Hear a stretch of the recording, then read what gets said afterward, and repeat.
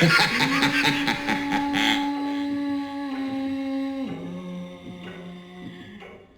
am no.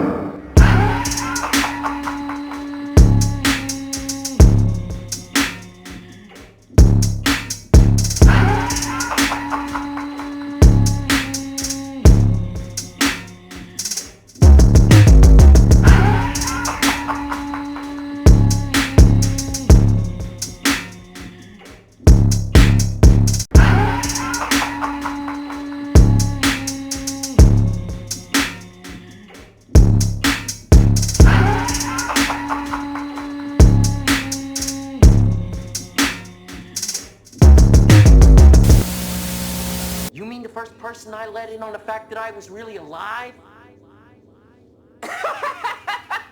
I don't believe it. I just don't